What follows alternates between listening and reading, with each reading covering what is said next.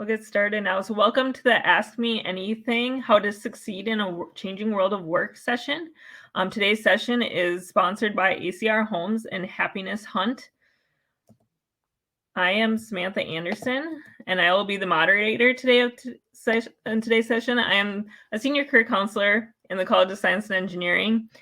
I will have our guest hosts, Lan and Brianna, introduce themselves quickly.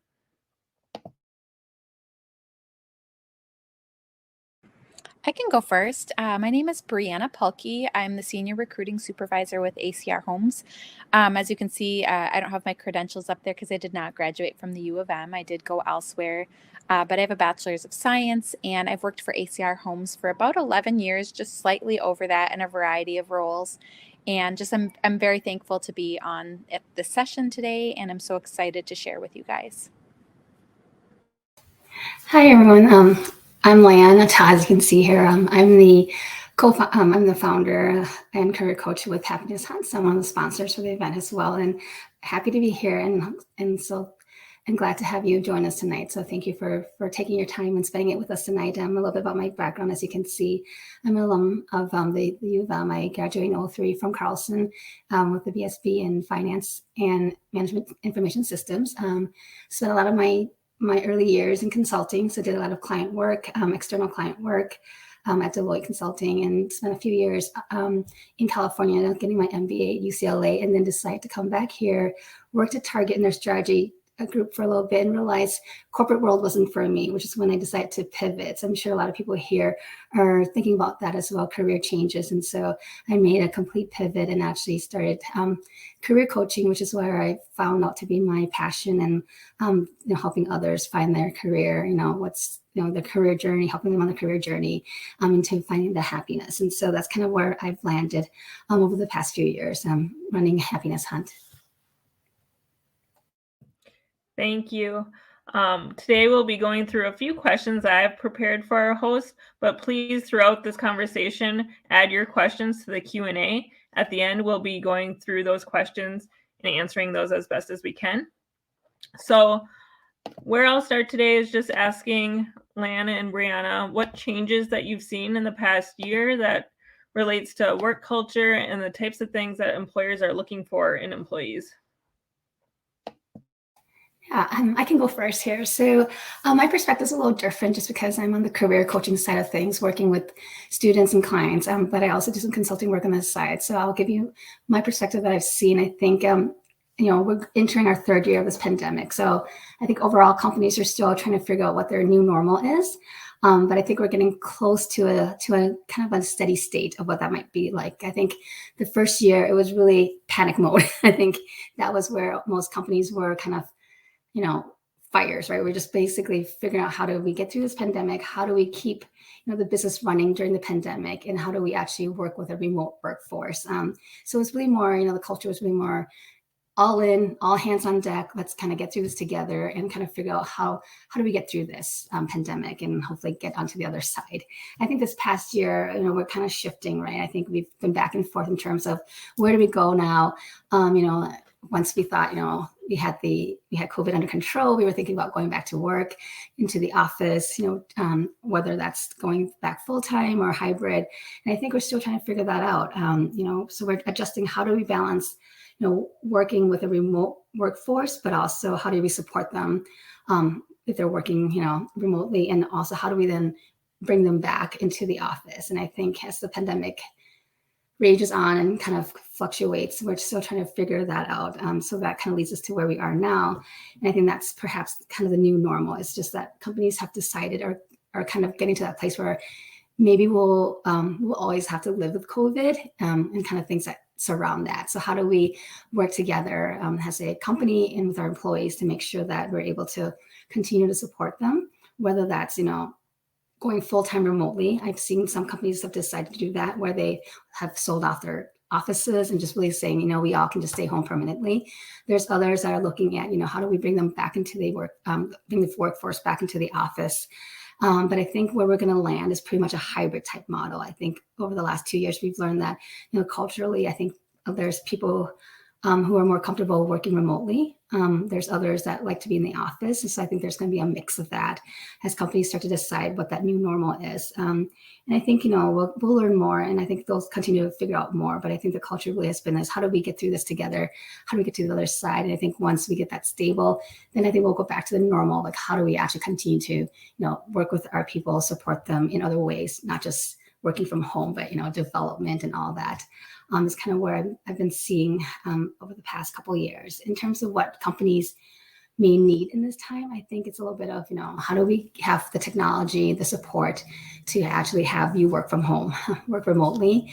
And I think from a employee-employer relationship, I think it's about having that patient flexibility to kind of work through this and kind of learn from each other, and just having that patience to kind of get through it together. And I think now going forward is now that we kind of have that remote working in place, it's really more about how do we, as a company, support our employees, especially through the pandemic, when it comes to mental health and all the other things, all the other benefits that were kind of thrown to the back burner while we were kind of fighting the fires of the pandemic. So that's just kind of my perspective and kind of what I've seen. But I'm sure Brianna has other things that she's seen in her role.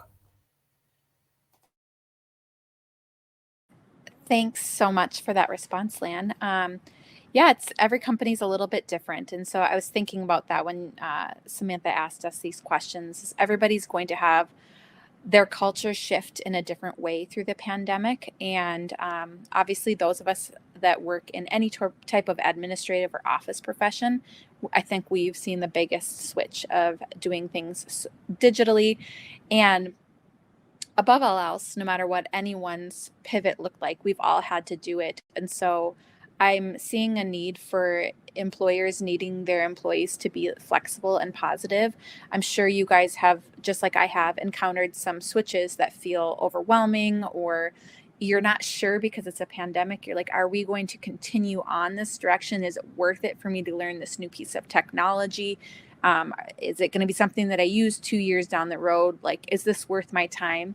And I think all of us are having to pivot, and our employers are needing us just to be flexible and have positive attitudes. And I really think that allows us to embrace the change. I mean, who does well with change in general? And all of us have had our lives just flipped upside down these last couple of years. And so we're all pivoting.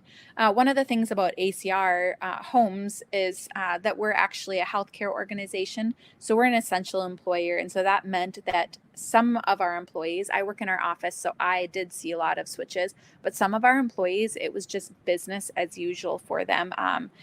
But as you guys all know now, they're calling it the Great Resignation. That's been happening. And so we have had employees who worked really hard during the beginning of the pandemic. And I think this is kind of a cultural shift. That's why I bring it up. People who work in these helping professions, essential professions, they were in it, they're ready to fight, they're ready to battle through this. And now they're coming to the point where they're exhausted because things haven't changed for them. They see all of us going digital. They see all these people going remote, but they still have to be on the front lines. And then record number of people across all industries are quitting their jobs. So it's been actually a really big challenge. And so as an employer, when you get to the part of the question where it's saying, what are employers looking for and needing, especially as an essential employer or an employer in a helping profession where you don't get the option to go virtual, I think that loyalty component is huge. With the Great Resignation, it's kind of the job seekers market, which is wonderful for all of us if we're looking for jobs. But also at the end of the day, when you have such a wide market and so many opportunities available to you, I think it can lend itself to not being satisfied wherever you go, thinking maybe the grass could always be greener elsewhere. And employers, I think, are truly needing people to connect into the mission and the vision of their companies and show that loyalty, and from there have their employees show their loyalty. And so right now I feel like just culture at whole is kind of shifting, and people are moving a lot and making a lot of changes. And I think employers are really looking for people that want to be team players and just really dig into the company that they're in and make a valuable impact. Thank you. How would you suggest that someone navigate the virtual job search or the virtual work environment in general? And how would you recommend people go about building professional relationships in a remote environment and trying to network virtually? I can start. Well, I know one of the areas where ACR Homes has changed is we've moved completely to a virtual interview process. That wasn't necessarily the case in the past. But I think that it's been a good thing, and we just all need to pivot and be able to navigate this new virtual process. So I'll speak more about like navigating the job search process in terms of virtual. It can feel maybe like you're just another number that way. And so I feel like that's the downside of it. Like, I think it exponentially opens up more opportunities for people when things move more digital and more virtual rather than opportunities coming from career fairs and job fairs and things more like that. But at the same time, I think it gives more accessibility for people for interviews. They don't have to think about traffic and timing and driving somewhere, or maybe you're able now to interview virtually for a position in a different state if you're looking to move somewhere, and it gives you a little more accessibility to all the opportunities that you want. So if I'm going to give some recommendations for maybe a virtual job search process, especially if you're coming from out of state, and this would have been true as a student, is still true even if you're farther along in your career, is you really need to know the companies that you're applying for, and take that time and take that effort to look on their website and utilize social media. Social media is such a huge thing now. I always tell applicants for our organization, if they're thinking about applying with us, yes, you can look on our website for all of the verbiage that we use and the details, the hard facts about our company, but you're going to get such a broader picture of the culture and the workplace culture if you are looking into someone's social media. I think if the job searching process is moving in a more digital format, you really do need to have a standout resume. It can't be something that's an afterthought or that's done quickly. It needs to be something where if you're representing yourself digitally before you get that interview, it has to be such a great representation of you that focuses on the details and the scope of your work. The other thing, we almost chuckle about it in our company. Our poor HR director, Charlie, has had some of the strangest interviews he's ever had in his entire life now that we've moved our interview process to virtual. And so I cannot say enough. Treat any virtual interview just as you would an interview in person, with the same level of professionality, if not more. Come to it, even though you're like, I'm in my house, I'm in my safe, comfortable space. If you would have worn a suit or something dressy to that interview, still wear that in your home and take time to prepare the background of your screen, and make sure you're in a quiet environment where you know that you're not going to have any distractions. I think that's really, really important, because otherwise, like I said, we kind of joke about it. The poor HR professional that's doing the interview, sometimes they get some very interesting surprises if people aren't thinking about those factors. And I really think that moving from more in-person to digital, it may seem like the process is a little less, what's the word I'm looking for? You're a little disconnected that way. And so really utilize your personal network for job leads, utilize the people within your circle. And if you're looking for a new position, to try to get ins in companies that way. I think that was true before the pandemic, but even more so now, to expand your network. I know that there's been some opportunities for conferences and things like that moving digital as well. And so I would say attending virtual conferences, even though, yes, you are in your home, or I think, attending conferences, attending things like this is a great way to expand your network. And it might not feel as fruitful maybe as when you used to do things in person, but if this is the only option for now and you're wanting to continue to expand your network for personal or professional growth or for potential job searching, I think it's vital to still take the time to do this and not set it on the back burner, so that you can just continue with that personal and professional development.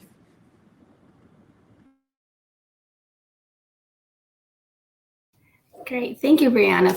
That's an awesome response. And I think you covered a lot of the basics that I was going to cover. And I'm going to apologize first off, because just talk about being professional on a call and during your interview.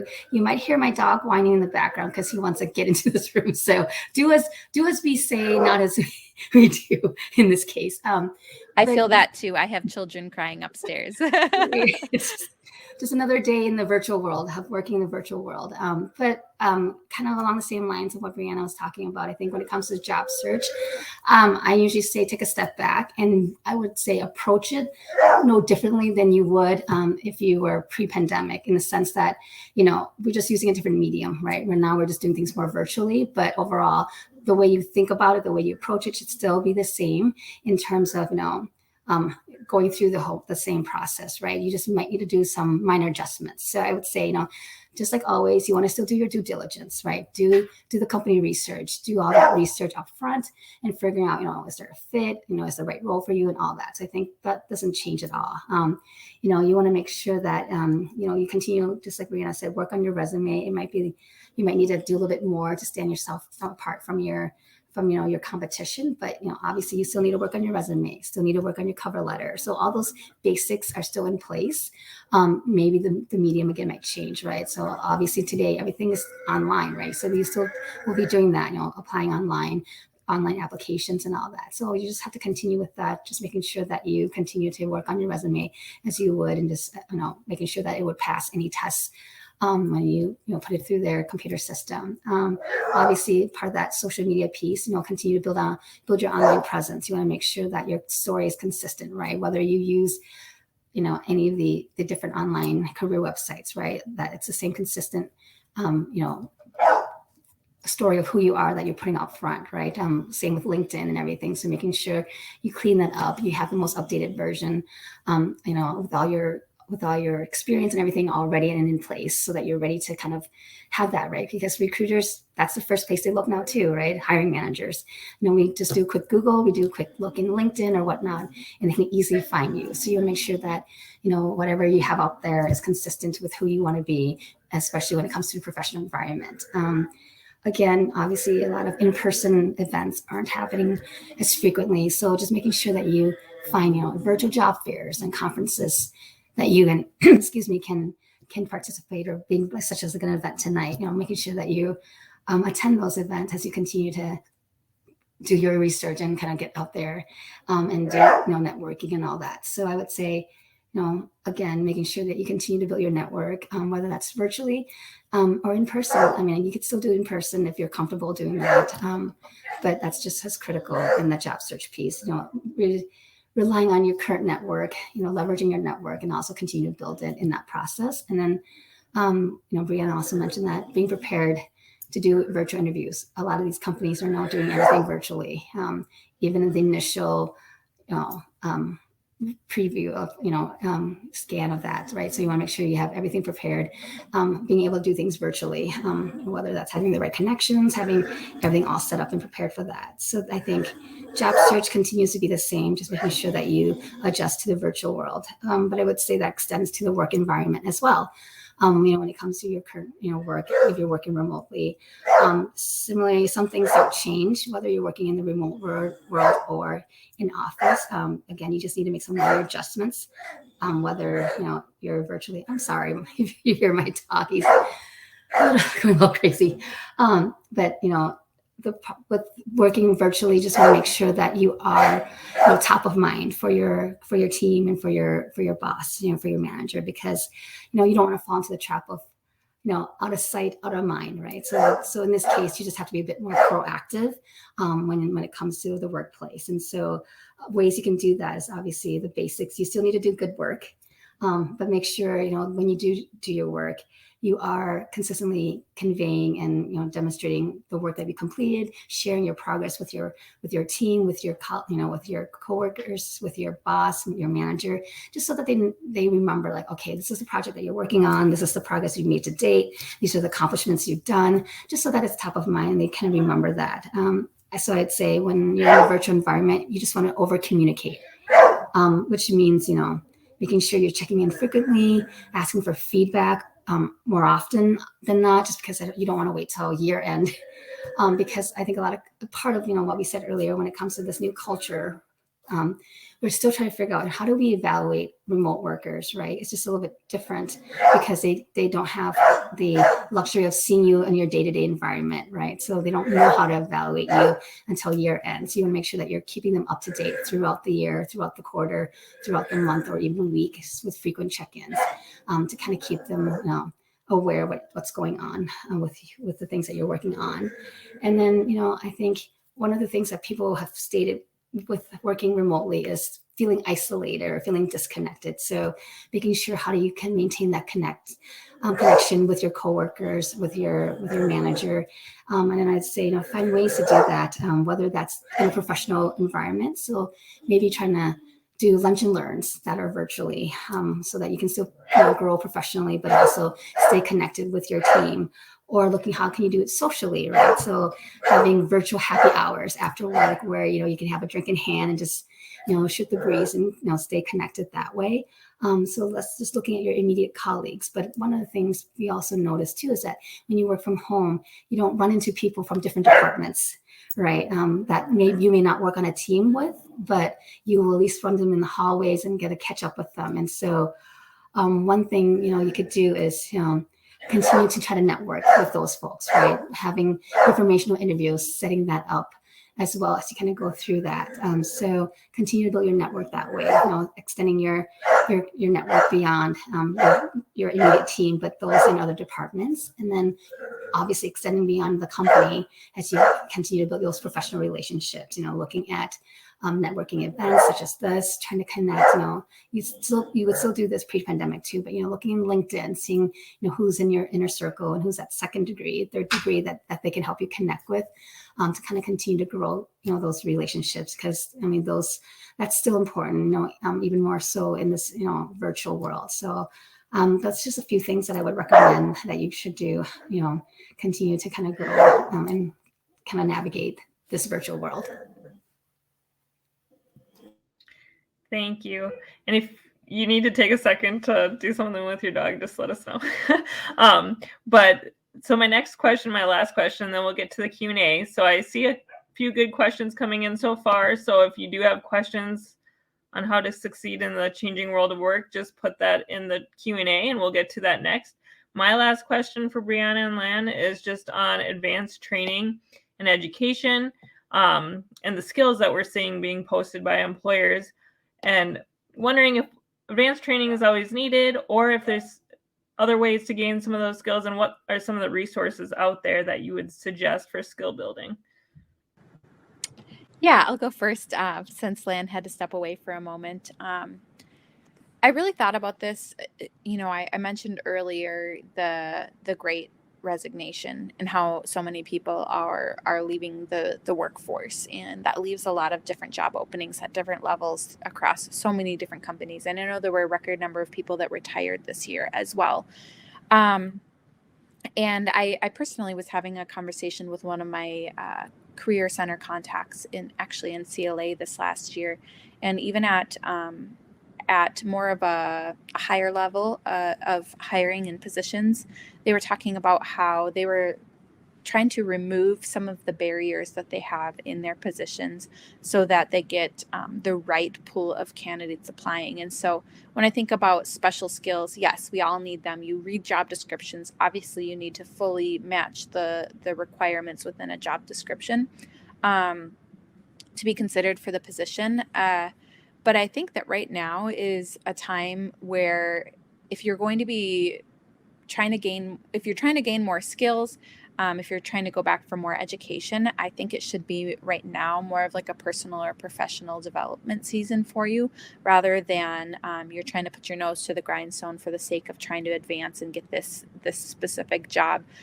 Because I'm seeing employers kind of ease up on some of their requirements right now with the Great Resignation. They're wanting there are more positions open, and so employers I'm seeing across the board are being a little bit less strict.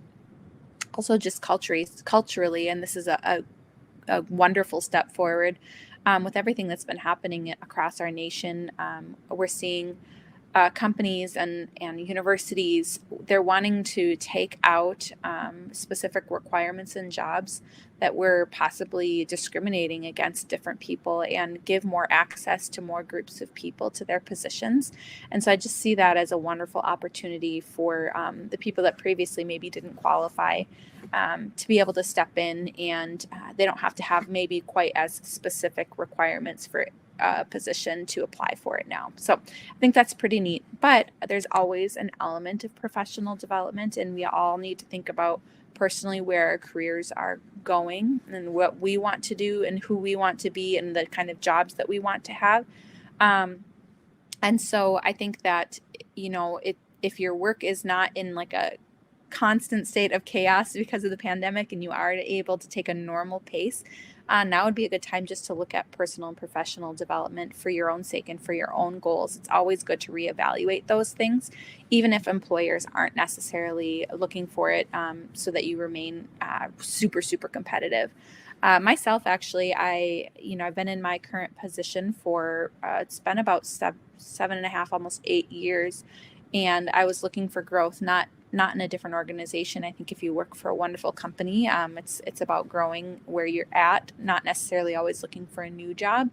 And I'll be starting an online digital marketing program with the University of Minnesota this coming spring, with a title change coming with my company, and I just saw an area of need. And so I think that instead of always moving on to a different position and looking for something completely different, see how you can grow yourself in your current role or your current organization, and if there is that room for growth. So I just had a conversation with them and just said, I've been seeing this area of need for the last couple of years, and it's not a criticism. It's how can I, as an employee that really enjoys my job, come alongside this company and partner with your mission and your vision better and offer you these abilities that I have. And I asked for more advanced training for it so that I could be the person that filled the role where I saw the need. And they said yes, which was wonderful. And so I'll be starting that this spring at the U, and I'm really, really looking forward to it.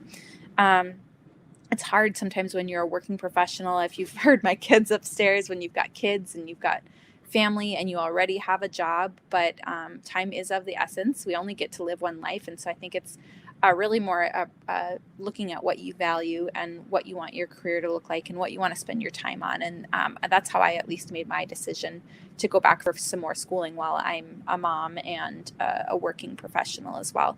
It felt worth it to me in this phase of life. It felt exciting. It was something that I wanted to do. And I think just really evaluating yourself and if those things feel worth it is important while you're making those decisions. So just to kind of summarize my answer, it's not quite as competitive in the job market right now. I think there's a lot of positions open, both entry level, mid, and further on in your career. So now I wouldn't do those things as trainings or certificate programs or your master's program or whatever it might be to be super competitive, but do it for your own personal and professional development. Great. Thank you, Brianna. Thank you for sharing your personal story there. And my apologies about my dogs. So I think, I feel like Brianna hit on most of the points that I was going to cover too. And I think, fortunately, it's a job seekers market. So if you're looking to change jobs, transition jobs, you're in a good position, right? There's a bit more flexibility there.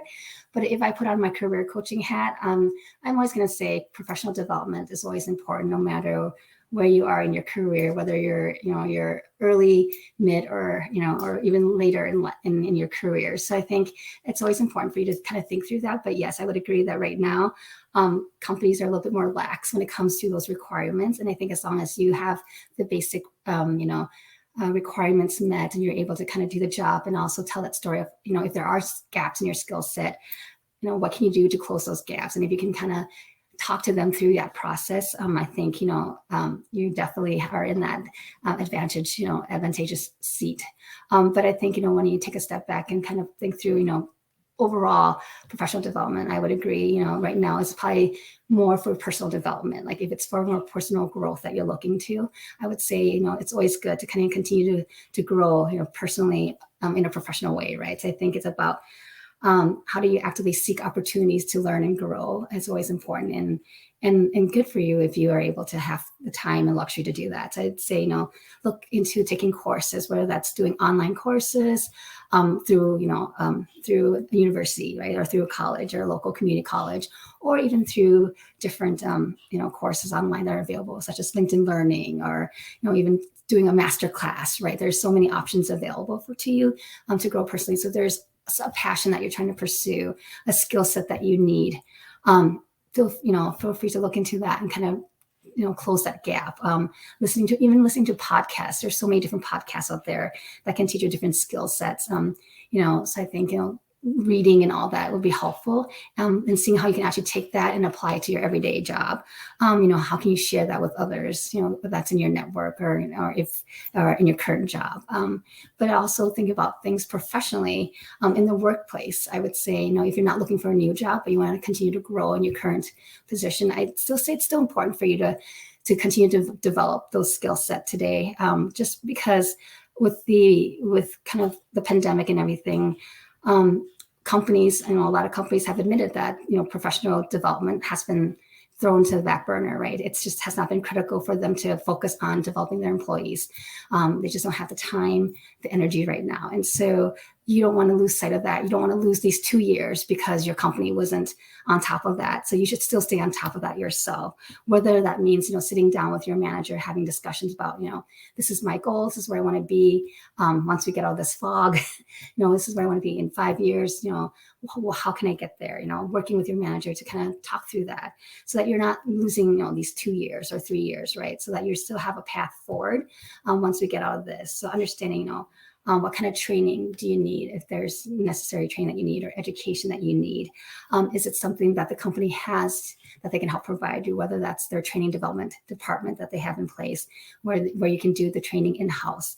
Or is it something that they're willing to sponsor you or pay for financially? If you could take a course at the local community college or take a course at the University of Minnesota, seeing, if that's something that they can do, so that you can close the gap or gain those additional skills to get you to, the next role that you want or an advancement. So I think it's still important for you to still actively have these conversations with your manager, just so that, we don't lose sight of kind of where you are, in a few months when things are kind of go back to the steady state. So I would say continue to look into that. And kind of like what Brianna said, sometimes training and development doesn't come in direct, like taking a course or all that, but it can also come in terms of how do you stretch yourself, right? So whether asking your manager, are there special projects? I mean, right now companies are running on low resources, right? So there's probably a handful of things that they could, use a hand on, with your help on. So asking, are there special projects I can, get involved with, help out with, or are there stretch assignments for me so that I can continue to build my skill set and expand my experience? And so that's one way to kind of continue to grow and develop in your role. So, it doesn't hurt to ask your manager. And I would always encourage to do that, now, more so now, but also, in the future as things kind of stabilize. I wanted to add on really quick too, before we move on. I was thinking about this further about what if you're going to go on for further professional development, or if there's some sort of education you're going to get. I think that if there's anything we've learned through the pandemic is that technology came in full force and in different ways that we've ever had before. And I think it's here to stay too. And so I really think that that's valuable to think about. And I think if you're going to do some sort of professional development, think about how technology has personally impacted you or your industry. And think about if there's trainings or developments or anything that you can do that helps you become more advanced or specialized in the technology that you use. I was thinking about my husband too. He's an educator, and he's currently going back for a master's program, and he's been thinking for years about which portion of education he'd like to focus on. And he ended up landing on a master's in education and technology, because once technology comes, we know that it doesn't go away. It only progresses and grows. And so I think that whatever industry you're in, however technology has grown and moved and changed, it's going to be there, and it's probably just going to expand. So if you can do some sort of training or programming, or even online YouTube videos, you can pay for online sessions, sometimes just personally to grow and challenge yourself. I think that's going to be really valuable and really important moving forward to stay relevant in whatever your profession is. Thank you. Now we're going to jump to the questions in the Q&A. So if you do have questions for our hosts, please put them in the Q&A section. The first question that I'm going to put out there is that, so if either of you have any experience with onboarding programs in a remote environment, this person said that they have a couple new people on the team and would love to hear more about how to make them feel a part of the culture and team while working remotely. Or what would you suggest to someone that's starting a new job in a remote environment? How should they get involved? Yeah, I can speak to that. ACR, one of the things I think that they're really great at is their onboarding process. We took a big change, made a lot of progress forward, and made some big changes about 5 years ago. And obviously, at the beginning of the pandemic, when we were all in panic mode, things just fell apart for a little while. Not that nobody got onboarded, but like the way that we were doing our onboarding process previously was so in person, and so we had to really modify. One of the things that our company has is a mentorship program. We know that particularly for our employees, the hardest time, this is probably for any profession, but really for a couple of our positions that we hire for, the hardest time is the first 4 to 6 months, I would say. They're learning new skills and putting those into practice, and we have a lot of people fall off of their hiring journey at that point. And so we implemented a mentorship program. So we've moved that digitally. Previously, it used to be we would pair new hires up with a current employee, and we would provide that employee funds to go grab a cup of coffee or whatever it might be. Now everything's digital, so they do digital meetings with someone, and we decided that the mentorship program would be beneficial because we wanted to pair people up who were maybe in similar phases of life or just maybe have some similar backgrounds, so that it can be this person that feels more like an equal, because as you're walking into a new job or trying something new, sometimes it feels intimidating to speak to your manager about the areas where you're struggling or you have further questions. And so we've seen a lot of success with now it's moved virtually. Obviously, someday we would like to move it back to an in-person program, but the mentorship program has been essential in retaining employees. So I think that's a successfully adapted onboarding program where, like I said, it's more of a relational program, but we've just moved it through video calls and FaceTime instead, and maybe everybody's got their cup of coffee or tea or whatever it might be from home, and they're sitting and they're still having just face-to-face conversations, but digitally instead. Let's see here. And then we're hiring how to help someone feel part of the culture. Yeah. If you want to quickly, otherwise we only have 3 minutes left. Oh, so yeah. I want to Sorry. get other questions too. So one of the questions is about if you're making maybe you're trying to change careers or get back in the workforce, and you might be a little farther along in your career, and a lot of the internships they're saying is for current students or recent alums, which as a senior career counselor, I know that I see that all the time. Most internships are only for current students. So what kind of opportunities should someone look for if they're trying to change careers, if internships aren't available to them? Or entry-level positions if they feel like they're a good fit, but then it's asking for a recent graduate. I was thinking about that earlier when I saw the question. I think that maybe employers are making assumptions when they're posting things, so I would just apply anyways, honestly. And see, because maybe they're assuming that someone further along in their career won't necessarily want that internship, or maybe they're assuming the pay fits more with a recent grad.